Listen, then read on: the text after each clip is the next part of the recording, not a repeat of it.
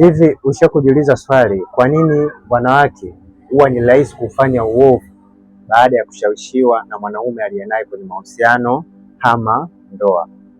Kama hujawahi kujiuliza hili swali, basi kuwa makini mno unapohitaji kuoa mwanamke, kwa maana mwanamke ambaye alishawahi kudate au alishakutoka kimahusiano na wanaume ambao ni waruwaru, kama utafunga naye ndoa, huwa ni rahisi kukuua kama atashawishiwa na aina hao ya wanaume ambao aliwahi kutoka nao. Kwa hiyo unatakiwa ujiulize hili swali na pia uwe makini katika swala la kuoa, kwa kuwa kama utaoa mwanamke ambaye aisha kutoka kimahusiano na wanaume ambao ni wakatili, na wanaume ambao waisha kutoa mimba, na wanaume ambao wana sifa chafu chafu, fahamu kabisa utakuwa umeoa mwanamke ambaye ni katili, ambaye anaweza kukuua. Kwa hiyo unatakiwa uwe makini unapotaka kuoa. Kwa hiyo jiulize hili swali na pia uwe makini unapohitaji kuoa mwanamke.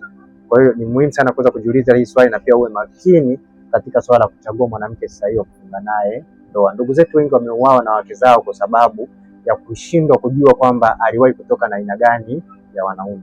Kwa hiyo ni muhimu sana kuweza kufahamu hilo. Naitwa Isaac Kanyankole, lakini kuwa makini mno unapohitaji kufunga ndoa na mwanamke yoyote ambaye umekutana naye. Asante.